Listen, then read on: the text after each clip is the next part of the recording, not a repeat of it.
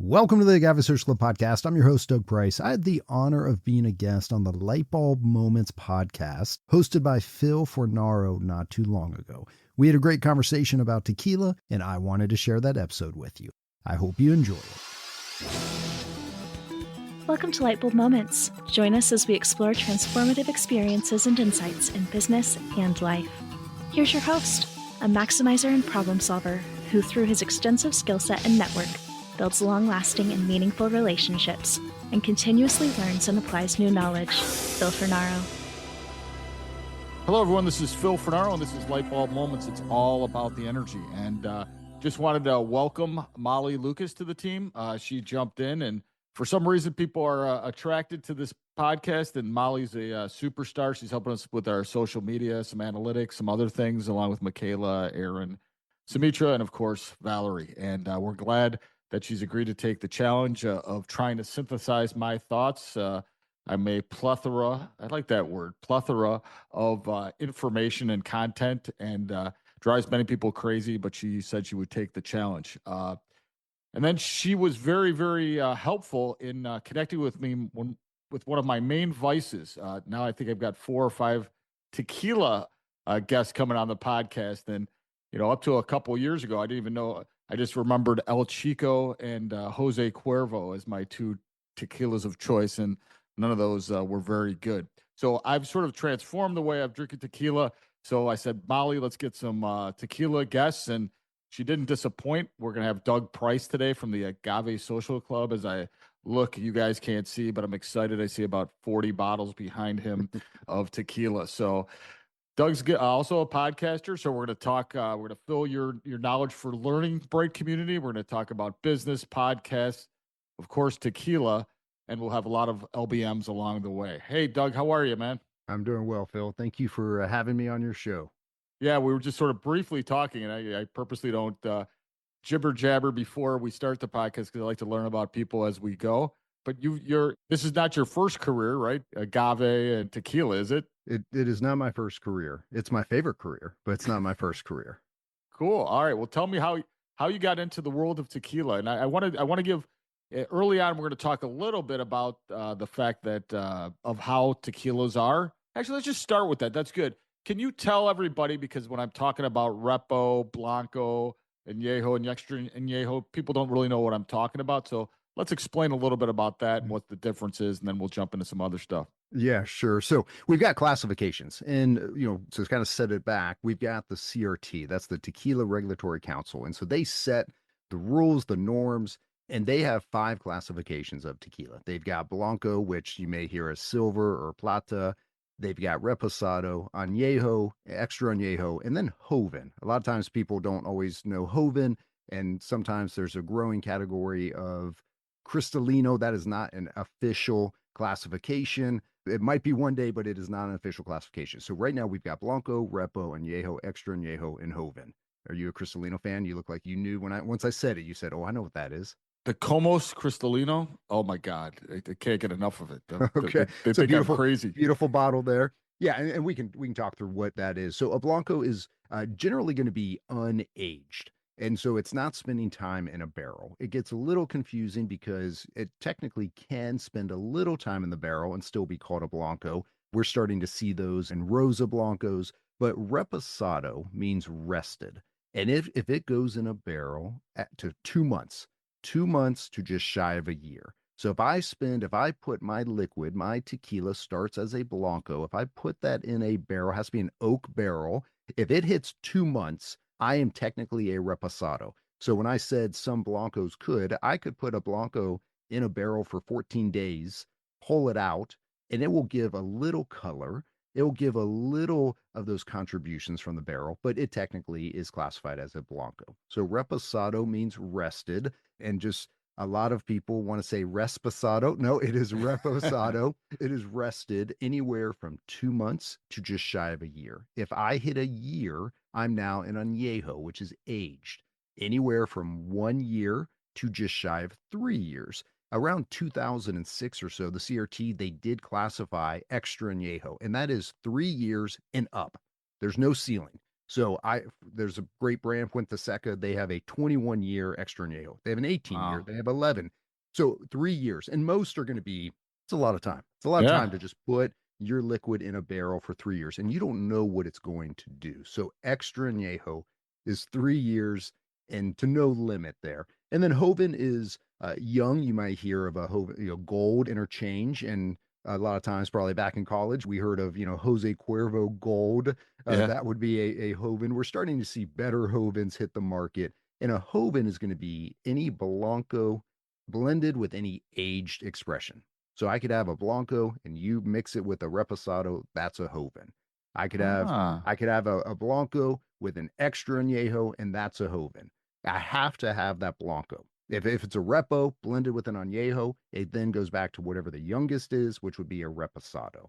So in order for it to be a Joven, it has to have some Blanco blended into it, if that makes sense. Got it. And then is there different percentages You associated can with it? no, you can really kind of do anything. A lot of times it kind of you hear stories of you've got a Blanco batch or a batch that didn't do what they wanted, and they say, well, let's just blend some reposado into it and round it out or something like that. But I've seen Cascanes is getting ready to drop a Joven, and they've got añejo. I think they've got repo, extra añejo, and they've kind of got it all, and it's broken down by percentage. But I don't believe there's actual by the CRT. It has to have this much of the Repo Añejo or anything like that, but it just has to have the Blanco blended with it.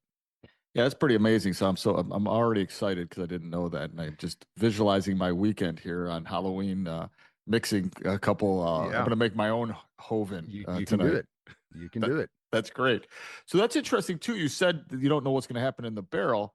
So I want to hear more about that because, like, when I drink the extra añejo and even the añejo, sometimes it's really sweet and sometimes it's Yeah. not. And why do you think that is? Or you probably know. Well, it could be a few things. It depends on the brands, and there's a whole nother conversation about additives and adding things that aren't part of, Blue Weber agave, water, and Mhm. yeast, and then whatever barrel contribution. So you could get a natural sweetness from barrels, but they could also be adding something to it to sweeten it up. And the barrels can be French oak, they can be wine barrels, they can be, mostly what we would see is American oak, ex bourbon, ex whiskey barrels, and the time in the barrel that comes into play. If you're giving more barrel life than 3 years or less, if it's a new barrel, if it's a brand new barrel, that barrel is going to have more life to give, which can impart whatever was in it before. If it has a lot of tannins, if there's some more vanilla that starts to come through from the wood, and so there's a lot of things, and you've got different levels of char. I mean, everything through and through is a science. But when I say you don't know, I do a lot of single barrel projects, just released one 2 days ago. And, you pick the barrels and you go, man, that barrel's got a story to tell. I don't know what that story is until I'm there tasting. And I was Mm. just in Mexico 2 weeks ago, and I had a few different projects where I was pulling one of my samples with a brand. It was about 3 months. So technically it's a repo. I wanted to go a little more, but you kind of want to test and check along the way. And you see more brands now that are aging to taste and not aging to time. So they're not saying, well, our repo is always 6 months, because you start to taste throughout, and maybe at 4 months they go, whoa, there's something going on with these barrels, and we're getting that flavor profile that we're looking for. Ah, interesting. Yeah, taste along the way, not a bad thing. So you teased me a little bit. You said you might talk about Cristalino. Can you come Yeah. back to that one? Yeah. So Cristalino are very popular. Personally, for me, I'm not a huge Cristalino fan. I don't fully understand them, but they are very popular. And what we're doing is we're going to age our tequila. So we go through the process, and I'm sure at some point we'll talk through the production process of making tequila, but we're going to go through all these steps. We're going to put it in barrels, whether that's a reposado, 2 months to just shy of a year, or an añejo, or even further. And then they're going to do some type of, could be activated charcoal, some type of filtration that they're going to run it through, and it actually removes all of that color. So we just spent all this time in the barrels. We got the profile, the essence of agave and barrel, and then we do a filtration and we remove all that color. And I believe a lot of times they remove a lot of that agave essence. And again, a lot of big brands, they will put things in it to maybe a little more floral, a little sweeter, a little more approachable in the alcohol world or tequila world, everybody says, I want something smooth. I don't like that word. I don't like using that word. I don't want my tequila smooth. I want it to be nature. I want it to be rustic. I want it to be authentic. And I want it to also be approachable. I don't want to have to, struggle with every sip. But a lot of times we're looking for, man, if it's smoother, if you can add a little more glycerin or a little, some more sweetener to it, that to me, that's not authentic. So a lot of Cristalinos to kind of get that flavor profile back up that they just stripped, they have to add things to it. Now, there are some brands that are doing Cristalinos that, are not adding anything to it. And they might do, Magenta has a coconut filtration, coconut husk filtration that's Hmm. removing the color. And I get it. It's a little softer. It's a little more, I don't want to say feminine, but Cristalino is a little easier to drink in some audiences. But it to me, it's like, man, we're gonna put all that time. We're gonna do everything in the barrel just to remove that color. But they're wildly popular. They're very popular in Mexico. People drink Cristalinos all the time in Mexico, and so I see the market, reaction for it, and I see its place. Well, my break community has never heard me be referred to as feminine, but No, I'm there's not saying you. I'm just saying the no. profile of some of it. And Phil, also, anything I say, there's no wrong answer here. There's Yeah, no people yeah. always ask me, like, well, should I drink this? Drink what you like.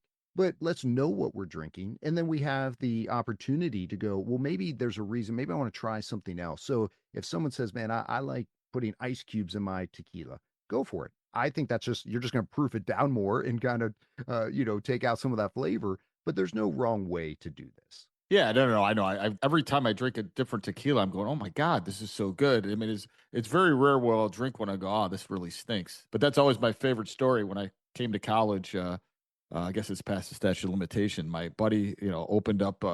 He had like a case of I don't know, like Blatz or something, and a bottle of that El Chico I was mentioning. And I never drank tequila after that until about Yeah. 3 years ago when I was with my buddy. But yeah, there's some pretty bad stuff. But then what's the deal? How has this sort of progressed from the Jose Cuervos and then, remember they had the tequila with the worm in it and you eat it and you have to eat the worm too if you finish the bottle.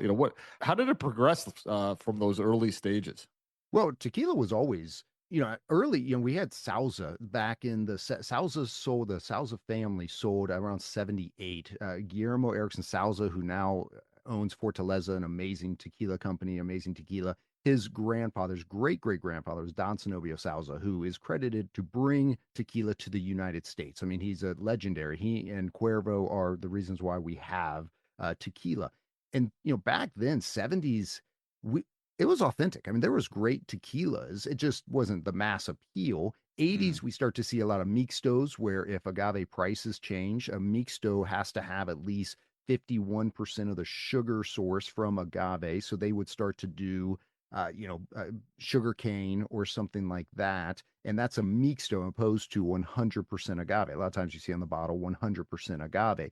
And so the conversation was, hey, it was cheaper. Cuervo comes into play, where again, back in the day, Cuervo was some authentic stuff. But as we get more commercialized and we start to look for ways to cut costs and to do things faster and cheaper, some equipment, industrial equipment comes into play, some certain things come into play. And I think we're now, over the past however many years, uh, starting to go, hey, looking forward, we want to look back. We want to go, well, what was it like 100 years ago?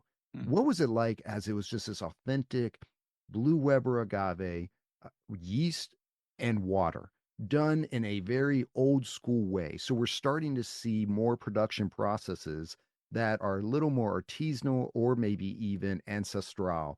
And so there's, the tequila landscape is very wide. There's a tequila for every customer as long as you're 21 and over. And so some people may go, "Well, I love XYZ." And I go, "Hey, that's great." But it's usually the small batch craft, really authentic brands. They may not have the marketing dollars of a massive brand. So you may not know of it. And then when you throw in celebrity tequilas, and not all celebrity tequilas are bad. Many are, but not all of them are bad. And so, again, it's a wide range, but I feel like we're now starting as people, we want to know, like, well, what are we putting in our body? And so we're asking more questions. And I feel like we're starting to look more towards the past as we're heading towards the future. Got it. Yeah. So I'm glad you brought up both the celebrity ones and Fortaleza, which is truly my best. I'm gonna tell a story about that one. I love Fortaleza. Everywhere I go, I have Fortaleza, except in the car, of course. And I now have to go to the bar every time I go to the bar and ask, what kind of tequilas do you have? I said, now I have to change to say, what kind of tequilas do you have? And please don't say Casamigos. Yeah. Because I mean, they have some sort of hold on it. Casamigos I can't tolerate in my Yeah. brain. Very cake battery. Again, not to bash brands, never. And the reality is, whatever tequila you're drinking, you're at least in the room. Right. I've done I do a lot of videos on social media, on Instagram, and sometimes I have fun with some of the bigger brands. But I do appreciate, hey, at least you're in the room. And if you're in the room, I may have an opportunity to talk to you about really authentic tequila. If you're not in the room, if you're like, man, I only drink vodka or just gin, you never get in the room. So I never get to have the chance to have that conversation. So I'm welcome, but Casamigos, man, they've done a really good job at making you think this is authentic tequila. Yeah. I mean, it's very different profile, and there's multiple brands out there, but they've marketed it well. And I can only go, well, what can I learn from that? But also try to educate people and just go, hey, try something different. When I've got people that come over to my house that aren't big tequila drinkers, I'll pull out a brand that I believe is production process not done well, immature agaves, Ah. things like that, and I'll put it up against something that's very authentic and legit. And I've never had one person pick the one that is not as good, in my opinion. Yeah. They always go, there's something off, something's different about this one, and then they'll drink the authentic and they go, whoa, I didn't know, like you said, I didn't drink tequila until X amount of years ago. I do tasting events all over the country, and I always start out by saying, hey, show of hands, who's ever had a bad experience with tequila? Because I know every hand's going to go up. And the point is, well, maybe tonight we're going to rethink what we know about tequila. Because when I tell people I work with tequila, they go, oh, no, I can't. I had college, I had a bad experience. And it's really, well, let me introduce you to what real tequila is now. Yeah, so that's funny because I do that too all the time. Not to your extent. I mean, I'm not traveling. When I'm with somebody, I'm pretty aggressive in some sense. I go, no, no, listen, man, you're gonna drink this, or the woman, Yeah. you're gonna drink this, and you're gonna like it. Just give it a try, and they always do. They go, oh my God, I never had it. I never had any idea that this was as good as it is. Yeah. So Fortaleza. So I had my first sort of upscale or good tequila, which I thought at the time, 1942. It was an añejo. Very tasty, smooth. Like you said, I don't know if it's approachable in your eyes, but I go, this isn't bad. I can really sort of drink this. So then I started experimenting with different tequilas. I was in New York City at Rosa Mexicano, and it's on Second Avenue, and I'm sitting there, and I went to the bar and I go, well, I want a flight of tequilas, and so he puts out the flight that was on the menu. And I go, are any of these any good? He goes, no, no, none of those are good. I go, He's why? honest. He's honest.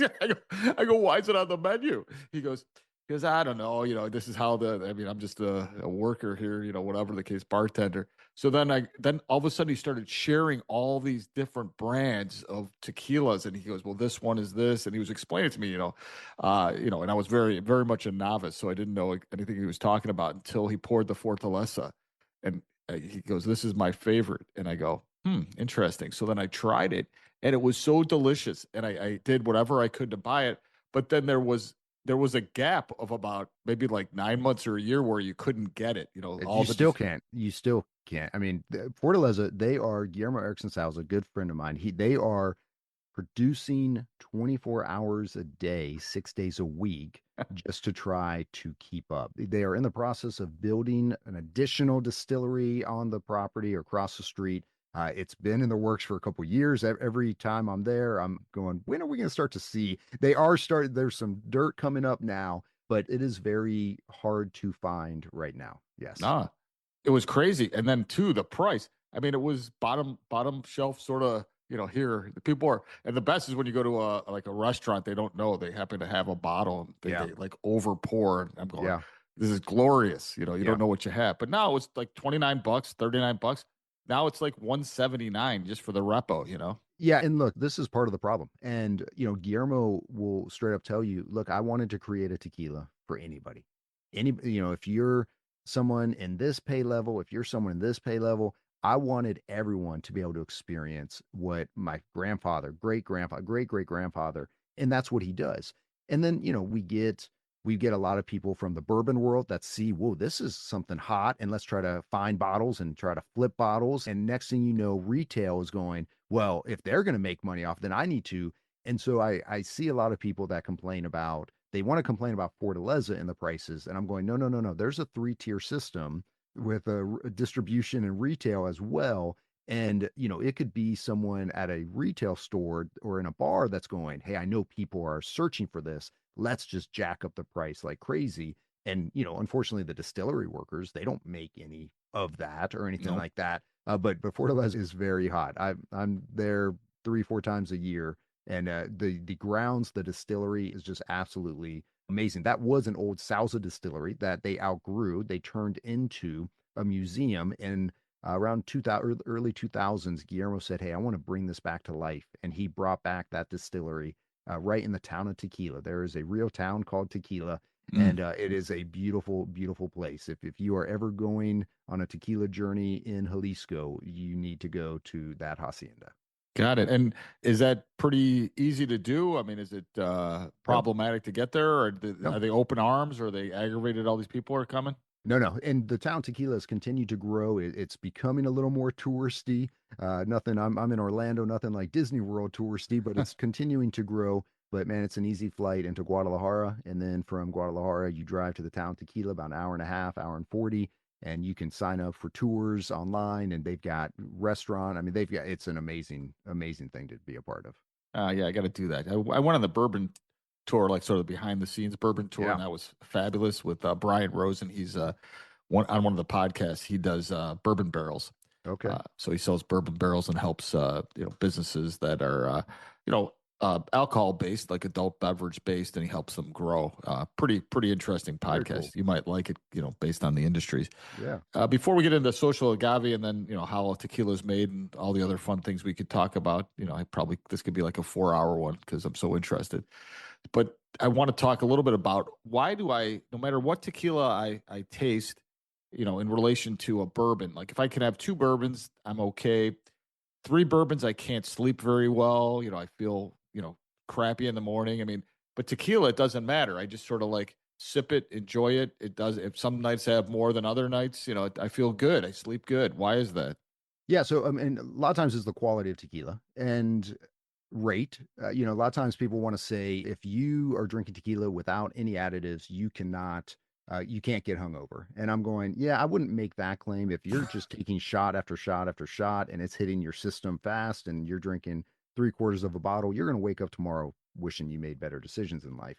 But when you're sipping a good quality tequila, the agave plant is a special plant. It's, very low glycemic index. There's a lot of benefits. And no, I'm not going to say alcohol's healthy. I'm not going to say, a lot of times people want to say the healthiest. At the end of the day, this is all alcohol. We need to be responsible. We need to understand that alcohol can impact your body. It will impact your body if there's a misuse of it. But I've felt that with good quality tequila, and if you're not adding it to, sugary juices and mixing it with different cocktails, but good quality tequila. When I'm in Mexico, I mean, we may start at 10 a.m. touring places and they're wanting to put things in front of me and say, hey, try this. And next thing I know, I've been sipping all day long. Now, I'm not chugging. I'm not, this is about community. This is about storytelling. So we're around together, just sipping. And so it's not overconsumption, but there are a lot of benefits, comparatively speaking, to other grains and things like that. That if it's a good quality and they're not adding anything, you should be okay the next day. You want to drink water, you want to hydrate and things like that. A little food doesn't hurt here and there. But for the most part, you should be able to sip some good quality tequila. And the next day you wake up and you're going, hey, I'm ready to go. Let's do it. Yeah. All right. So, all right. Well, let's switch a little bit too, because I want to go a little bit in the evolution of, your Agave Social Club and how you Yeah. got there, and when did you get interested and so forth. I like the little historic path for Doug Price here. Yeah, so I live in Orlando. I've been here 10 years now. I came from Nashville, Tennessee. I worked in the music industry in Nashville, Tennessee for about 12 years.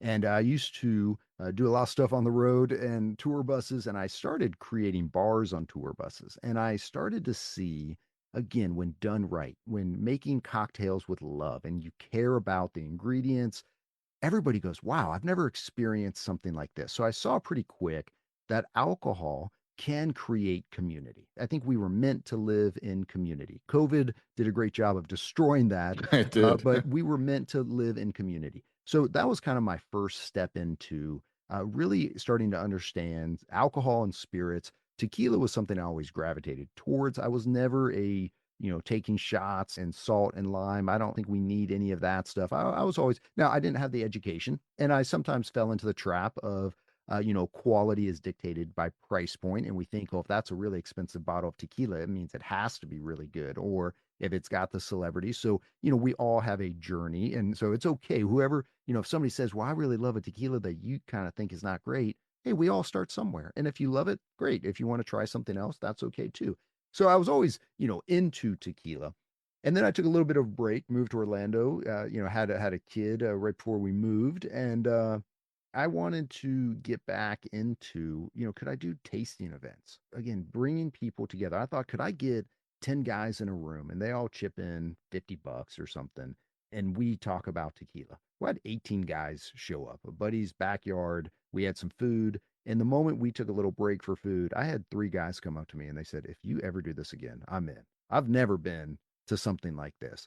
And again, my knowledge, this was 6 years ago. My knowledge was not what it is now. And things like, and there's even probably some tequilas there that I would not even probably have in my lineup today. But again, it's all part of the journey. And so I thought, man, this is the thing I'm going to start doing. I've been in front of people my whole life. I'm comfortable speaking in front of people. And I thought, man, I want to do tasting events. And then COVID happened. Hmm. And we weren't really getting together. I think I'm the only person that started a social club in 2020 when nobody was really social in 2020. And so the pivot started with the podcast. And the podcast has just grown into production work, a lot of social media, a lot of partnering with brands on things. I just did a photo shoot in Mexico a couple weeks ago for a brand that has a new release. And so a lot of it is storytelling. I don't love the word influencer. I do have a decent following. I do have some influence, but more than that, I just want to tell a better story to more people. And there's a lot of arms of that. There's tequila tastings, there's podcasts, there's my own social media content creation, and then there's actual like production. I'm in the early stages of working on a documentary, so I had the production team. We had a meeting this morning, and so there's a lot of arms with that. But tequila is just something I always gravitated towards, and tequila is just the widget. It's about the people. It's about the culture, the heritage. I don't know, Phil, if you can tell by looking at me, but I'm not Mexican.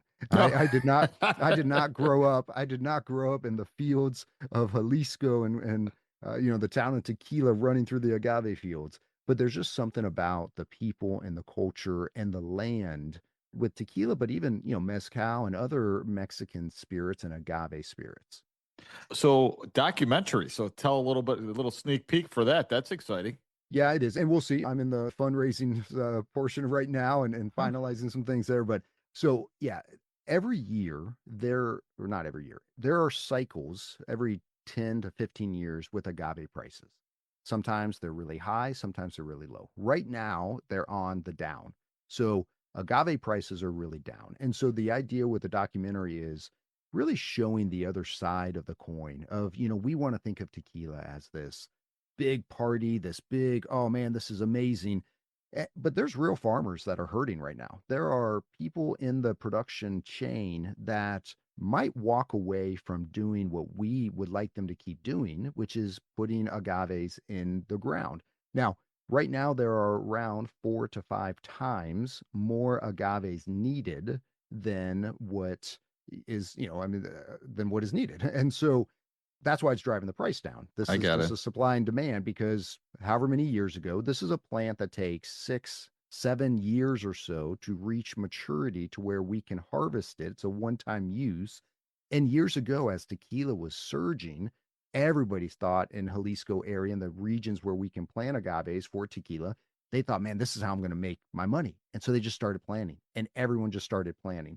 So the documentary goes through a few different things. There's some humanitarian side of it. There's some real problem solving. And it's really just showing the other side of, we think this tequila drink is just one big party, but no, there's another side of the rise of it. I had a very respected master distiller and friend call me a while back and just said, we're really concerned and we think you're the guy that can help tell this story. And so I wanted to see if you're interested. And then I got a buddy of mine who's a documentary filmmaker, and he got his buddy who's a screenwriter, and we just started going, man, there's more to this story, and we're still, flushing out that story. Well, that's incredible. I mean, it's this sounds like a passion project for sure. Yeah. Oh, so Yeah, that's awesome. very So much so. if it's acceptable, you decide. You don't have to decide on the air or not. But Lou Walk in episode 39, he's in the film industry. He's been in for a long, long time. He's out of California, but he may have some contacts if you're fundraising and doing Yeah. some of that. Yeah, always open to have conversations. I've got a pretty good team here that I'm the least seasoned. I'm the one with the least experience of filmmaking with the guys I'm working with, and so we're having some good meetings, and this whole everything, as it's about relationships, and you may have someone that go, hey, I want to kind of see what you're working on, and maybe there's so I'm all for. I think together is better. Yeah. So maybe you should listen to Lou Walk in episode 39 so you know what you're getting yourself into.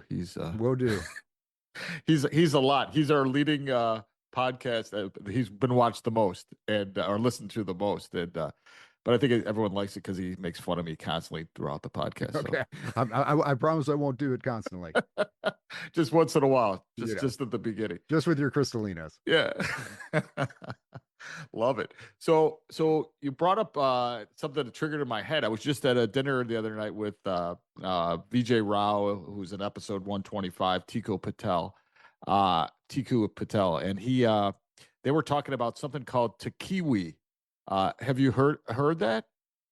What would be tequila? So it's Tequila. a tequila base. So it was someone stole an agave plant like decades ago, and I don't know everything about it, but they were telling me this, and I think it was either a product of France or New Zealand. It was one of the two. I know those are pretty close together there, huh? So, but the ideology is that they produced it, and I think they have some sort of agreement with Mexico or Jalisco or whatever. But yeah, I'll send you. I'm gonna look it up again too because I was pretty intrigued. So maybe it's something that's interesting. But they're producing it. He says that he's got a bottle, but you can only get it overseas, and then you can obviously you can try to get it back here and drink it. But anyway, I'll let you Okay, know. to kiwi. The Okay, kiwi. All right. So then we promised the audience, our bright community here, that you would talk a little bit about the process of tequila. So can you sort of help us yeah, how that's done? So that'll be yes. exciting for us. I will throw up a lot of information, and if you have questions, ask the questions.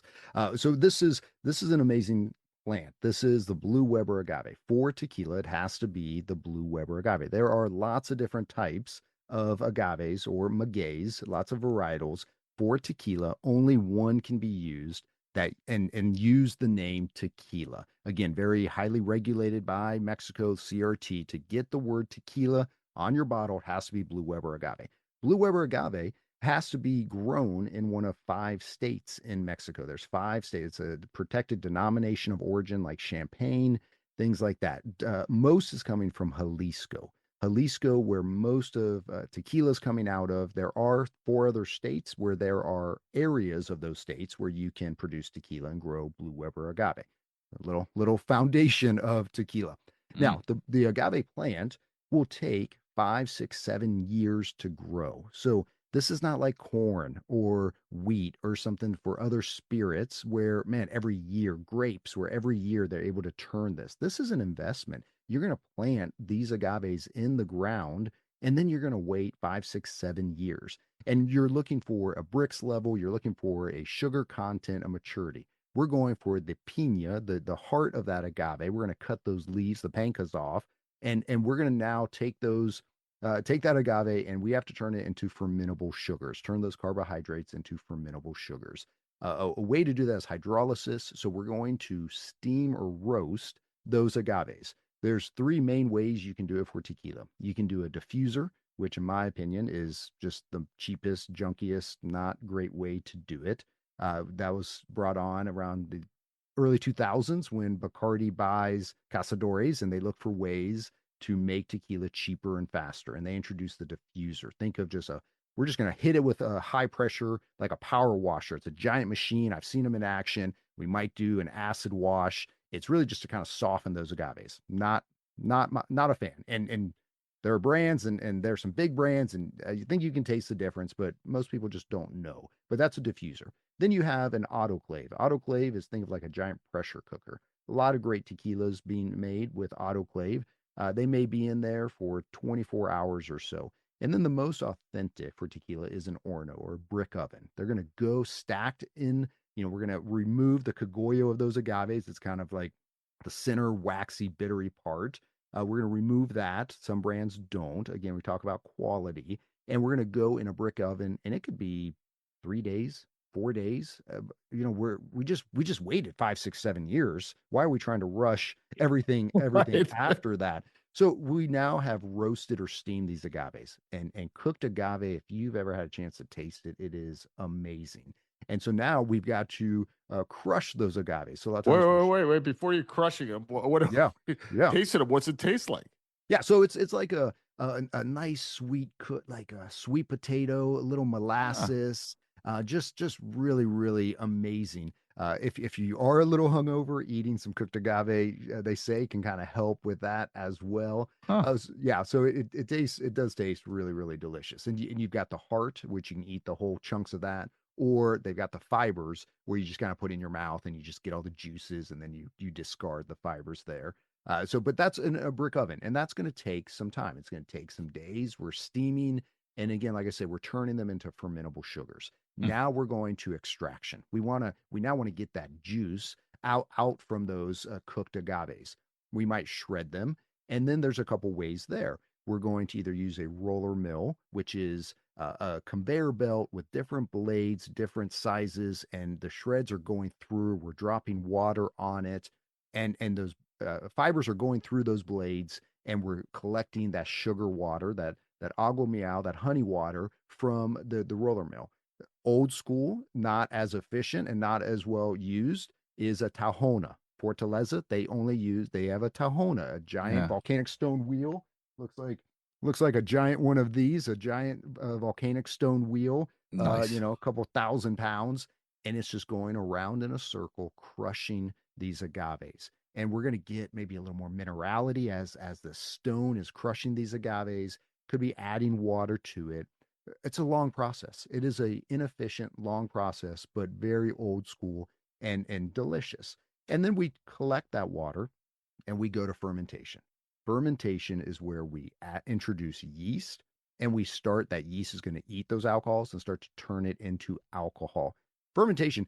So I want to also say we've got three ingredients for authentic tequila: Blue Weber agave, water, and yeast. And a lot of times that yeast could be a field yeast. There's ambient yeast in these distilleries and in the fields and all these places, and they may just use that as their yeast, or they might add a yeast, a proprietary strain. Could be champagne, could be some rum yeast or something like that. But we have these three ingredients. But as I'm talking through the production process, there are different left or right turns that you can take that changes the flavor profile. So it's not like, well, why doesn't every tequila taste the same? Well, because there's so many different turns we can make, whether that's in an autoclave, a diffuser, a brick oven, whether that's with a roller mill or a Tahona, whether that's shredded or not shredded. And with fermentation, the same thing. We can ferment in stainless steel, we can ferment in wood, we can ferment in concrete. There's lots of different things we can do. We can have open air fermentation, closed air fermentation, different types of yeast. And fermentation is really where science, chemistry, these things are happening. There's a lot going on. And depending on the time of the year, the altitude, all of that comes into play. You don't want it to heat up too fast and the yeast doesn't do what it's meant to do. But that's where, man, flavors are starting to come into play. And fermentation can be 3, 4, 5, 6 days in fermentation. And then from fermentation, we go to distillation. This is where we start to really kick it into alcohol. It's going to leave fermentation, maybe 4 or 5% alcohol. Think of like a acidic, coppery, agave beer type of a finish there. You don't want to just drink a lot of that fermentation liquid. And then we go into distillation. Distillation can be, usually will be copper, Usually will be pot stills. It could be copper pot, it could be stainless steel. Some might do column distillation. We don't see that too much in tequila, but some may do column. But it's usually going to be either copper pot still or stainless steel, or a mixture hybrid of stainless with a copper coil interior. We're going to go 2 rounds of distillation. First round is called the Ordinario. Second round, it comes off the still, and this is tequila. Could be 55%, could be 65%, could be 42%. It's coming off the still. And then from there, they have to decide, what's the journey going to continue? It might, if it's going to stay a Blanco, they're not putting it in a barrel. It might hang in stainless steel to just stabilize a little bit as it just went through this whole journey. Or they're going to, bottle it. They might proof it down. A lot of times we see 40% here in the 80 proof here in the States. We're starting to see higher proof tequilas. I don't know if you've had any cast strength or higher proof or still strength where they're just not proofing it down with less water. We tend to get more aromas and flavor. Or we're going to put it in the barrel to start the journey of reposado, añejo, or extra añejo. So if you've got a question, Phil, I know I just threw up a lot of production information there, but that's really the process of how we make tequila. No, no. I mean, I only interrupted once because of the food part, but I mean, I need that knowledge. This is the knowledge I need. This is what our break community needs: is learning something completely foreign to us. No, pun intended, really, but it's just completely different in terms of how we operate on our daily basis. We're thinking about our lives, but you shifted to a passionate, energetic part of this. I mean, this podcast it's all about the energy. Part of it is that I love the fact that you have that passion, that energy, the happiness talking about this, and I think all of our break community has to really absorb into this. Yeah. And You see find it, you walk it, you smell it, and we pour tequila in a glass, and even if it's a Blanco, it will go even longer if it's in a barrel. But even in a Blanco to go, man, from field to glass could still be 5, 6, 7 years. And unbelievable. a lot of times we want to just, lick salt and lime or whatever and take a shot and then move on to the next thing or chase it. And I'm going, no, no, no, no, no, no. No, Let's respect this. Let's savor. tell the story. And then if we have an extra añejo, that could now go to a decade, 3 years plus the 6, 7 year, whatever of growing those agaves. For me, man, I want to invite somebody into that story. Again, I want to honor the people that are doing this, working so hard, the humidors that are working so hard, men and women in the fields, and then every step. I've been to bottling rooms where there's 10 people in the bottling room. That's 20 hands working just to get labels on, get it to where we can consume it.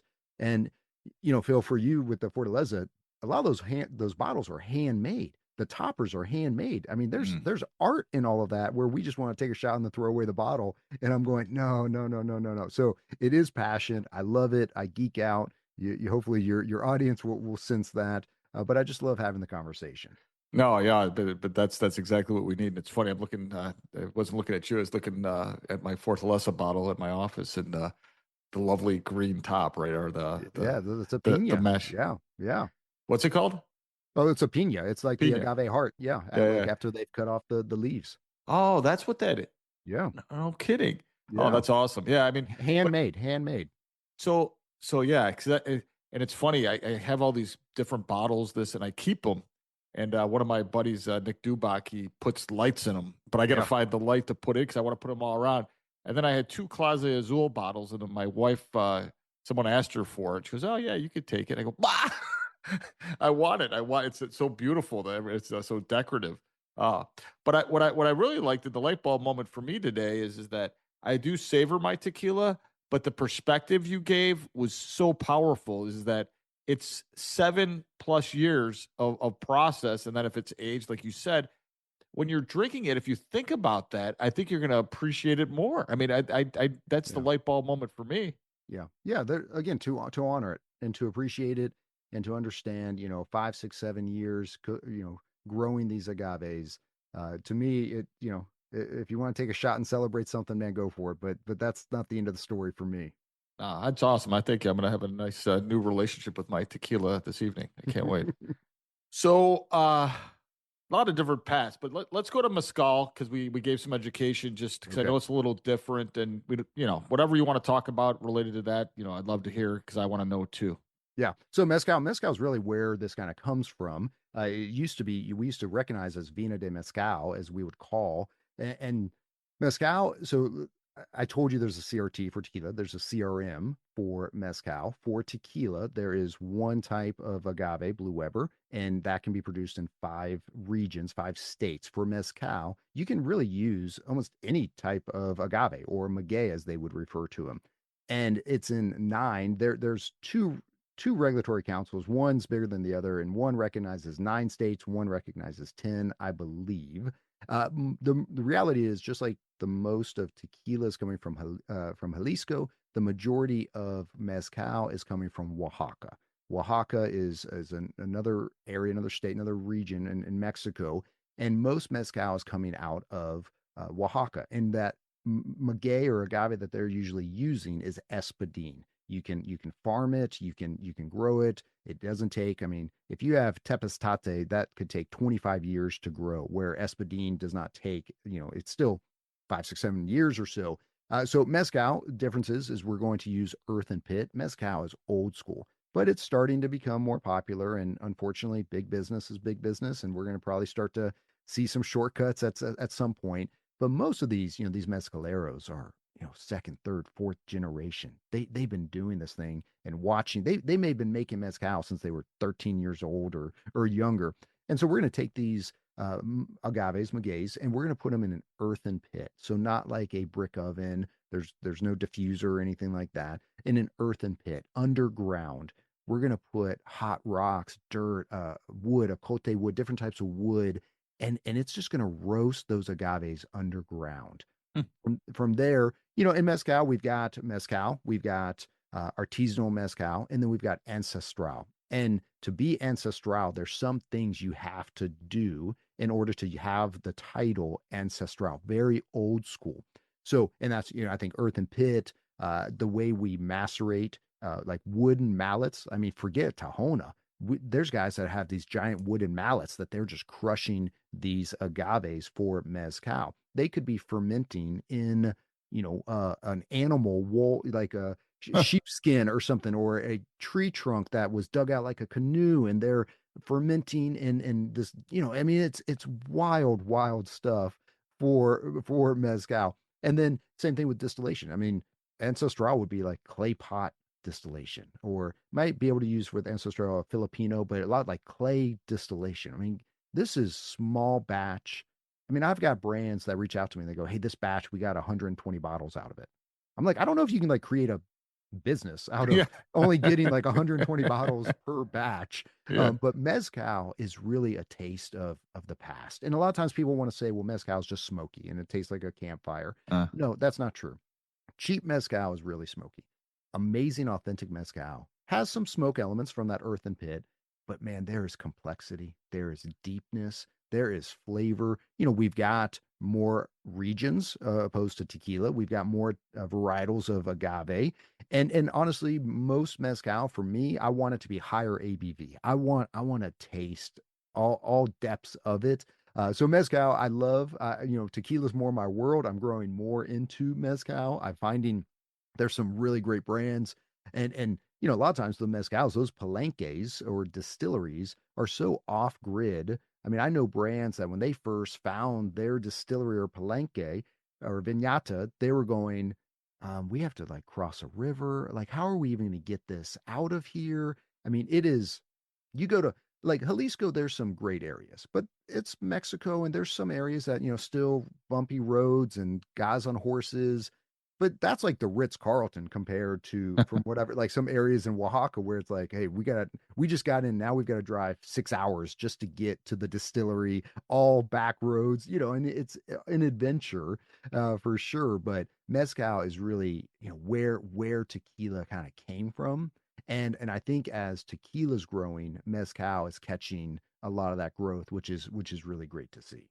wow, that's cool. Yeah, I knew very little about mezcal. I've had a couple. People keep on buying me a couple here and there. One guy I know that's actually made it, and yeah, no, thank you for that background. So, uh, respect your time a little bit, but I'd like to talk a little bit about your social club and the Agave Social Club and your podcast a little bit. Can you tell us a little bit about what that's about and, how people can connect to get involved with that? Yeah. So the podcast I started a handful of years ago. I do 2 episodes a month, every other week.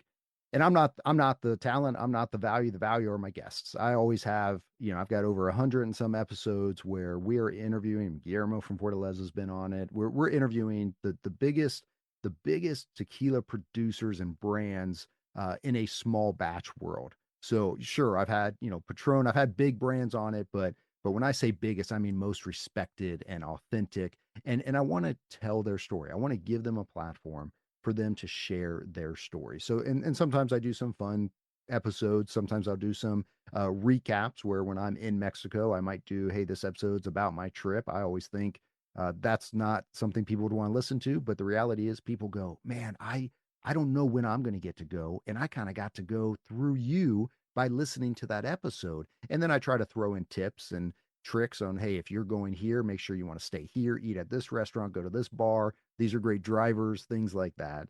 So that's a lot of fun with the podcast.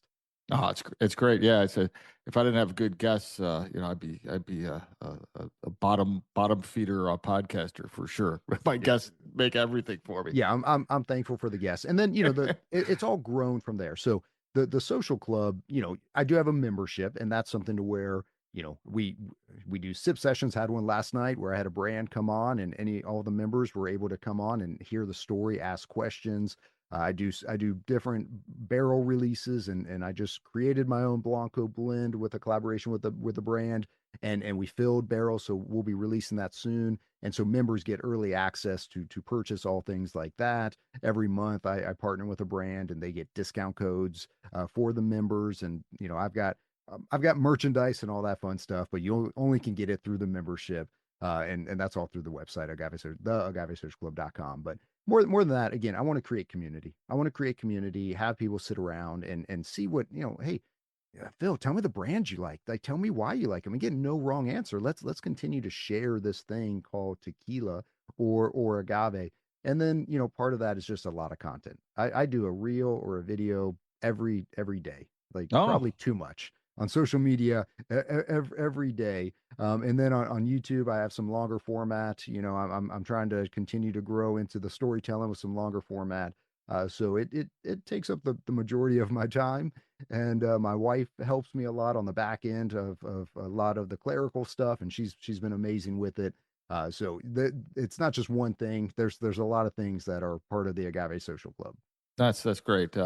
And interestingly, no commitment, but I'm going to be down in Orlando, I think in February. Very cool. Do you mind if I stop in to see No, you? not at all. Are you doing the Disney thing? Or you got like work stuff? Or you Yeah, no, relatives having an event down okay? there. So my cousin Tom Culliver, so he'll be hosting me, but I'll extend my trip if you think. There's a lot of great stuff. I'm here. I've got a brand owner coming in from Miami right now. That in a couple hours I'm going to be sitting on the back porch and sipping on some good agave. That's fantastic. So anything to sort of for our bright community, anything that you can inspire them, a book, a quote, something that in your life inspired you to do things that you're doing now, anything like that? Yeah, there's some great books. I've got a few here, not prompted. I just have them here. This Field Guide to Tequila. If you want to know more about tequila, Field Guide to Tequila is very comprehensive. Clayton Check has done so much, so talented. I've spent some time with him, but it's called Field Guide to Tequila. Is really really great. And then a newer book from historical. If you want to know the history, this is Tequila Wars, and this really tells the story of Jose Cuervo. And I mean, back in the day, it was violent. It I was bet. chaotic, and the foundation that was laid. So those are both great books in the tequila space. A quote. I used to know a guy named Derek Johnson. Derek Johnson was a Disney Imagineer. He has done a lot with Disney. Older guy now, and he used to say, the opportunity of a lifetime must be seized within the lifetime of the opportunity. And I always thought he's right, because you think, well, it's a opportunity of a lifetime, and I'm going, well, yeah, but I've had things where I sat on it and I did not move, and a great idea. How many times have you or listeners or even myself have watched Shark Tank and we've gone, I had that idea. And I go, well, I'm not impressed with an idea. I'm Yeah. impressed with the execution of following through. And so the idea of, the opportunity of a lifetime, it still has to be seized within the lifetime of that opportunity, or it's going to pass you by.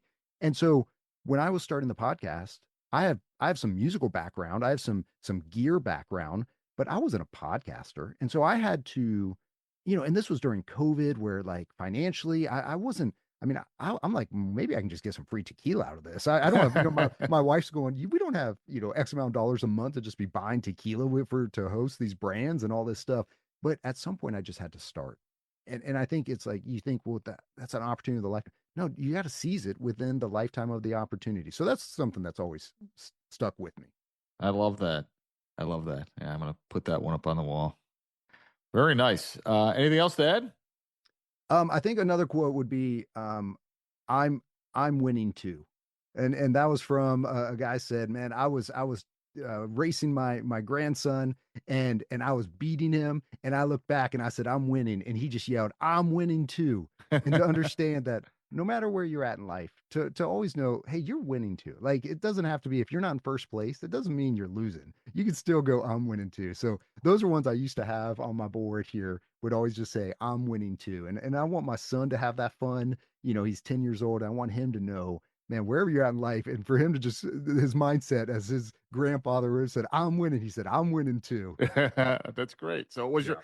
that's awesome. Yeah, because I mean, you're participating at a high level. You're doing your best. That's you're winning. I love Yeah. it. Yeah. Oh, that's great. All right, so I'm gonna go to a wrap. We'll put your stuff on, obviously, into the notes Yeah. of the podcast notes. So I'm gonna do a quick wrap, but I'll come back and get you in a second. All right, everyone, you've heard that. My light bulb moment was, of course, Joven. I had no idea. I'm excited that I learned about Joven. Now I can Hoven. look. Hoven. You gotta get those J's right. Hoven. Yeah, but Yeah. yeah, Come on, I man. should I should be better than that. I'm an Italian. I got Hoven. that. You Hoven. got this. You See? got this. I already blew it. See? Make your drink approachable. I thought that was pretty interesting. Drink what you like. Go on a tour in Tequila and Jalisco. Check it out. And obviously rely on Doug here, who's got all the tips on his various outlets here. Alcohol creates community, and it really does. And it's sort of that ability to make it an experience and enjoy it. And what now is making that experience even better was my favorite light bulb moment of the episode was honor the people that have taken you to this sip, this drink. Yeah. Honor it, enjoy it, sip it, don't chug it, don't do it, but understand where that in order for you to drink that drink, someone had to give their life to it. The other thing that I found very interesting was COVID. This is in the last couple episodes, we talked to Christopher Volk, and then now with Doug Price here is the idea that COVID, and when we go in these bad experiences, these bad problems that we have in life, that such good things come out of it. Christopher Volk talked about how he learned things as it related to the financial world, and he could slow down and he could do what he needed to do.